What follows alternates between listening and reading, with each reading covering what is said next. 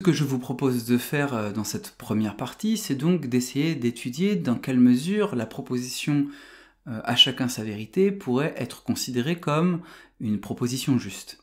Dans quelle mesure l'expression à chacun sa vérité est une proposition qui a du sens.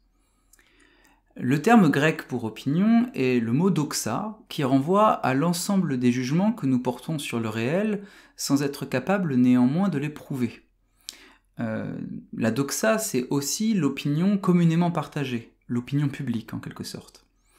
Or, la philosophie s'est historiquement construite sur l'affrontement entre la doxa, cette opinion plus ou moins partagée par tous, et l'aletheia, terme qui désigne la vérité. L'étymologie d'aletheia est à ce titre assez intéressante, parce qu'elle renvoie à l'action de découvrir, de soulever le voile de la vérité. Je vous invite à aller lire Pierre Hadot, qui explique tout cela très bien dans son livre très célèbre Le voile d'Isis, où il raconte notamment que dans le temple d'Isis sur l'Acropole, une sculpture grossière de bois était toujours recouverte d'un voile qui n'était jamais levé. Et la croyance voulait que la déesse fût incarnée dans cette statue, et que soulever le voile signifiait métaphoriquement accéder à la vérité des dieux. Ainsi, la recherche de la vérité s'est historiquement constituée comme une tentative de découvrement. Philosopher, c'est être capable de découvrir le réel du voile qui le recouvre, et ce voile est notamment constitué par nos opinions, nos préjugés. L'idée qu'il y a une vérité, mais que cette vérité est cachée, est très importante et va construire aussi tout un rapport que l'on va étudier entre la philosophie et la vérité. C'est-à-dire que la vérité, si elle relève d'un découvrement, est d'abord cachée. Elle ne relève pas d'une évidence. Bon. L'opinion, elle, désigne une certaine forme de jugement qui ne repose pas sur des preuves objectives, ni sur un usage de la raison, mais simplement sur des habitudes de pensée, des croyances non fondées, etc. Et il pourrait donc être tentant de considérer qu'une telle forme de jugement est insatisfaisant et considérer donc qu'il faut la dépasser. Dans ce cadre, il ne faudrait pas dire à chacun sa vérité, mais chercher au contraire une vérité commune, une vérité partagée par tous, parce qu'elle est fondée sur des preuves. Mais, et c'est là où ça devient compliqué, une telle ambition ne vaut que si on considère comme possible la découverte d'une vérité commune. Ainsi, pour contester le fait qu'il soit possible d'affirmer à chacun sa vérité, il est nécessaire de présumer qu'une vérité absolue soit possible. C'est-à-dire qu'il existe des moyens pour parvenir à un discours vrai, au sens où il serait en adéquation avec le réel, et donc universel et absolu, et non pas seulement avec le sujet qui éprouve le réel, et donc relatif et particulier. Or, si nous considérons les choses, il semble difficile, voire impossible, de parvenir à une telle vérité, et ceci pour des raisons très fortes.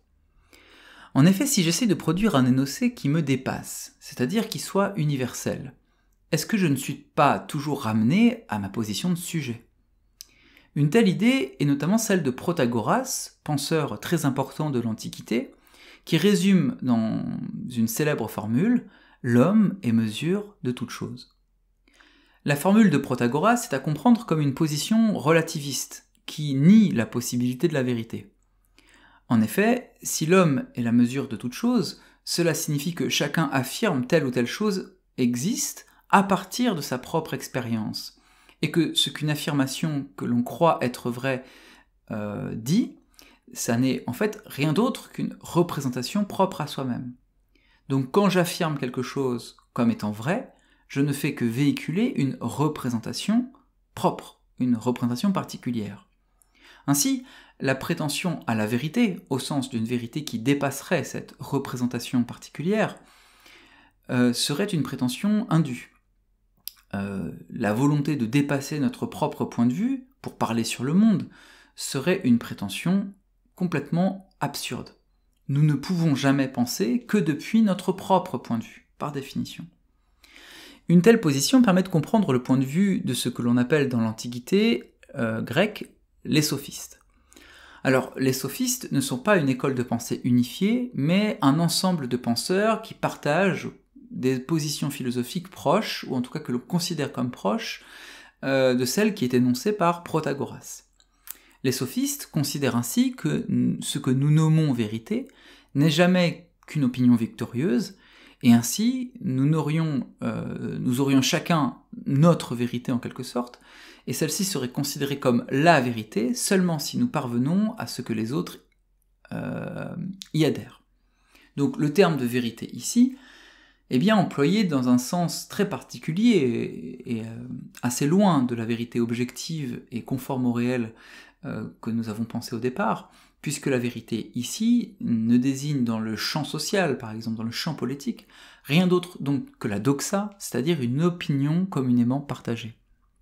Ainsi, nous pourrions bien dire à chacun sa vérité, puisqu'au fond, nous ne pourrions jamais espérer aller au-delà de nos propres perspectives subjectives sur le monde.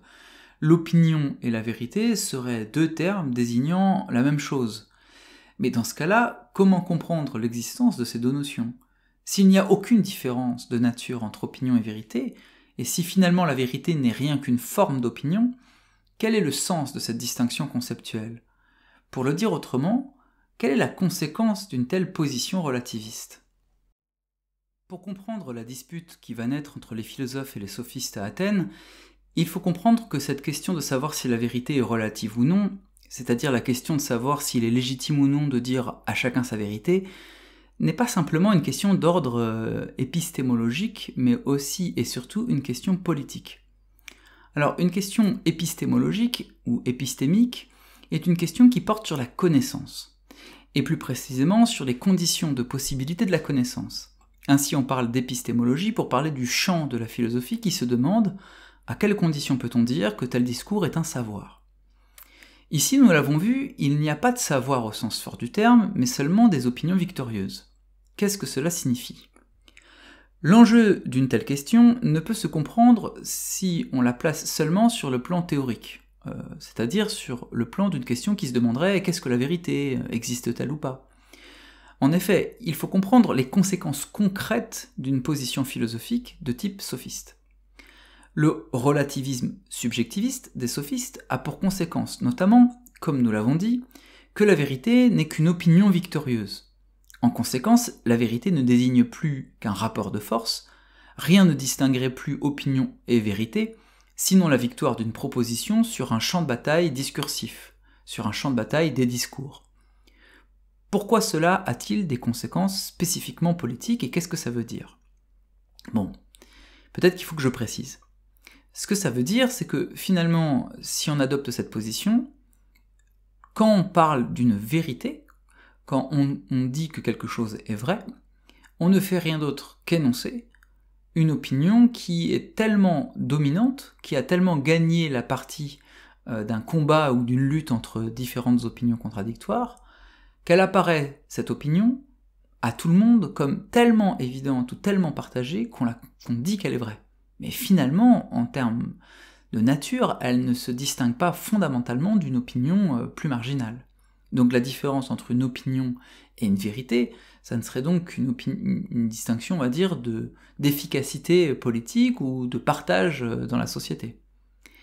Bon, qu'est-ce que ça a comme conséquence tout ça ? Qu'est-ce que ça implique ? Il faut comprendre que ça a une implication sur le champ politique. La politique désigne la réflexion autour des conditions de gestion de la cité. Ainsi, la politique est une réflexion sur la manière d'assurer l'unité d'un corps politique, d'une société, et particulièrement sur la manière dont le pouvoir peut s'exercer sur ce corps politique. Or, dans le cadre de la discussion collective sur la meilleure gestion possible de la communauté politique, c'est-à-dire dans un cadre démocratique, où on va voter pour savoir comment gérer la cité, le débat entre les candidats ou les candidates au poste dirigeant est un débat sur la vérité de leurs propositions. En effet, il semble logique de penser que l'objet du débat sera bien la vérité des propositions qui sont engagées, parce que c'est en vertu de cette vérité qu'il y aura une efficacité possible dans l'action. C'est parce que je propose quelque chose qui est vrai, qui est conforme à la situation, que l'action que je vais engager à partir de ce que je propose sera efficace. Or, si la vérité ne désigne plus qu'une opinion victorieuse, alors l'enjeu de tel débat n'est plus de prouver la vérité de son projet politique, mais simplement de produire les conditions affectives, émotionnelles, pour que son opinion soit victorieuse auprès d'un public, c'est-à-dire qu'elle s'implante dans l'esprit des citoyens.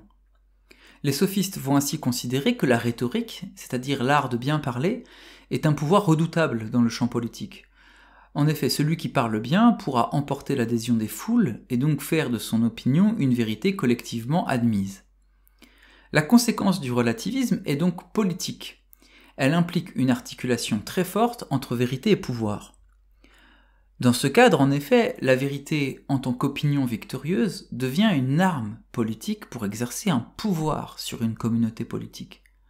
Le discours est donc très important dans une telle perspective, parce que si chacun a sa vérité, alors l'objectif de tout discours est de faire que la vérité de l'autre devient semblable à la mienne.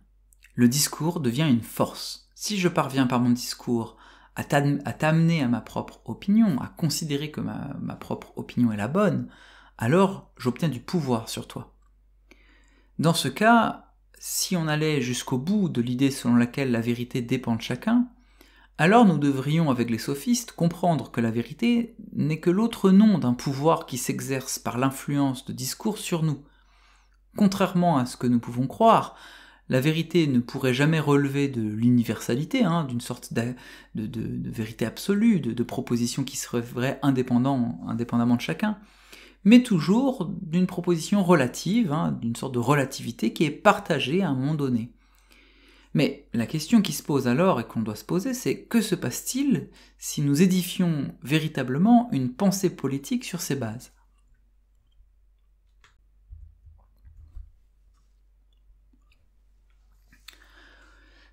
Dans le cadre politique, la notion d'ère de la post-vérité sert à qualifier le régime de vérité où la question de la vérité ne compte plus tant que le narratif ou la mythologie produite par le discours politique. Dans Le Prince, Machiavel distinguait l'imagination et la vérité. Il s'agissait pour lui de fonder l'agir politique sur une vérité pragmatique. Ainsi, il considère dans Le Prince que les idéalisations philosophiques ou morales ne comptent pas face à la vérité pratique des situations politiques. Une tradition politique pragmatique va émerger de cette idée selon laquelle, dans le cadre politique, la vérité est en fait liée à l'efficacité réelle de l'action politique. Pour le dire autrement, la question pour Machiavel, c'est pas de savoir si ce que vous dites est vrai d'un point de vue théorique, mais plutôt de réfléchir à l'efficacité pratique, l'efficacité politique de ce que vous produisez comme discours. Or, le tournant de la post-vérité serait un tournant politique qui, au lieu de considérer que la vérité pratique est le seul critère pragmatique de l'action politique, ce serait le narratif qui compterait plus que tout. Donc c'est même plus vraiment l'efficacité pratique de ce que vous dites, c'est le narratif qui compte.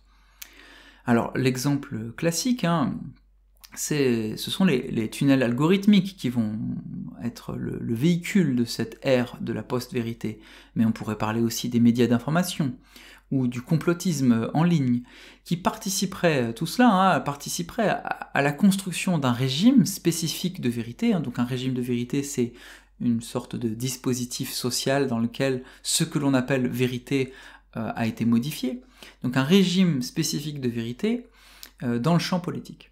Dans ce cadre, la vérité ne se référerait plus du tout à la définition classique qu'en donne Thomas d'Aquin au XIIIe siècle, c'est-à-dire un discours en adéquation avec la chose. Au contraire, le discours politique serait partie prenante dans la construction d'une réalité alternative qui s'auto-justifierait.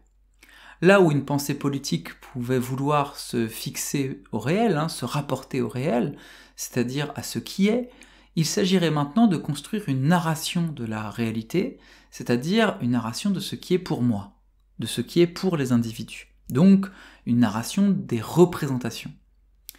Toutefois, une telle manière d'appréhender le phénomène politique comme spécifique est problématique. La question du mensonge ou de la manipulation politique ne date pas d'hier et l'enjeu est ailleurs.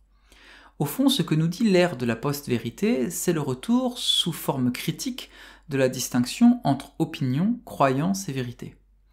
Une opinion, une doxa, est, nous l'avons dit, un jugement produit à partir de son propre point de vue. Un tel jugement ne se base donc pas sur des preuves, mais sur des habitudes ou des préjugés. Une croyance est une adhésion forte à une proposition indépendamment de sa vérité objective. La croyance peut être rationnelle ou irrationnelle, fondée sur des réseaux de preuves ou non. La vérité, elle, est une proposition qui est fondée sur des preuves indépendantes de l'opinion et qui dépasse le point de vue particulier. Elle est universelle et objective. Dans la perspective sophiste, et ensuite post-vrai, c'est comme ça qu'on appelle la vérité dans le cadre de la post-vérité, on dit le post-vrai, l'idée d'une vérité universelle et absolue est contestée en vertu de deux positions qui sont très différentes. D'une part, il serait impossible de l'atteindre. Bon, on ne pourrait pas atteindre la vérité universelle et absolue, donc on préférerait des énoncés qui ne sont pas universels et absolus, mais qui se tiennent pour vrais pour d'autres raisons. Et d'autre part, la question ne serait même pas là, elle serait plutôt du côté de l'efficacité des propositions dans un champ discursif. Pour le dire autrement, peu importe que ce que je dis soit vrai, ce qui compte c'est que ce soit efficace. C'est-à-dire que ça produise par exemple un effet sur une foule pendant un discours, ou que ça me permette d'obtenir des votes. Or, nous pourrions contester cette perspective en considérant qu'elle ne relève que d'un choix politique. Préférer l'efficacité du discours à sa conformité à la réalité, ça serait décider souverainement qu'il est inutile de chercher la vérité. Mais que se passe-t-il si malgré tout nous essayons d'atteindre le vrai? C'est-à-dire si malgré les positions sophistes, nous considérons qu'il est nécessaire de rechercher la vérité plutôt que de se fixer sur des opinions victorieuses.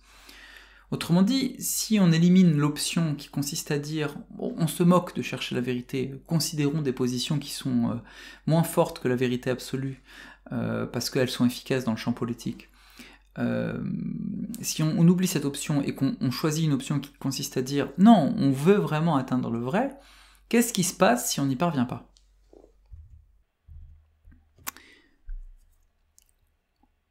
Au fond, l'une des grandes difficultés de la question de savoir si on peut dire à chacun sa vérité vient du fait qu'on a le sentiment qu'il faudrait parvenir à trouver un accord.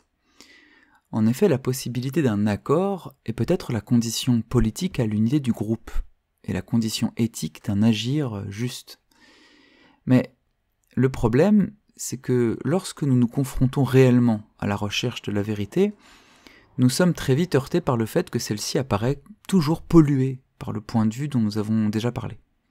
Tout discours sur le réel apparaît, en tant qu'il est discours, nécessairement lié à notre propre point de vue en tant que locuteur, en tant que celui qui parle.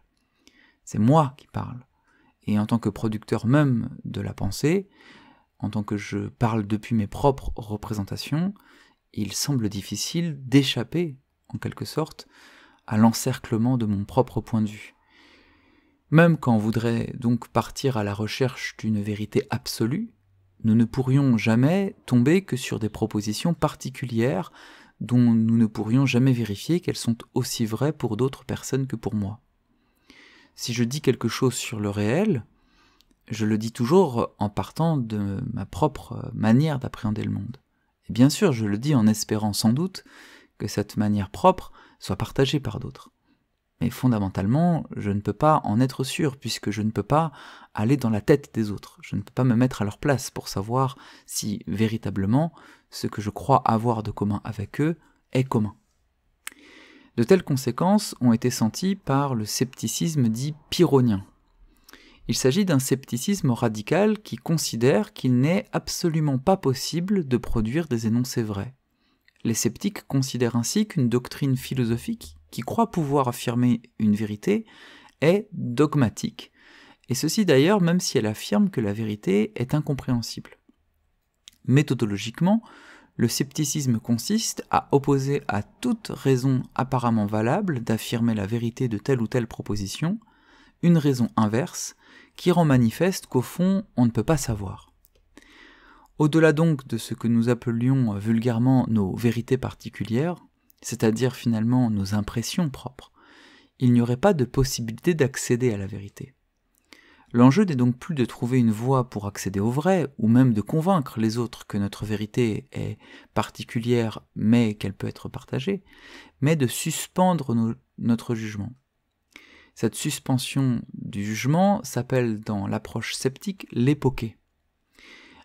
Et elle peut mener cette suspension à un état idéal qu'on travaillera dans d'autres cours, qui est celui de l'ataraxie, un état de calme intérieur, de paix intérieure, qui ne peut être atteint précisément que si on cesse de vouloir lutter pour atteindre une vérité absolue qui est de toute façon inatteignable, ou parvenir en quelque sorte à faire que notre vérité particulière, notre point de vue particulier plutôt, notre opinion, soit partagée par les autres.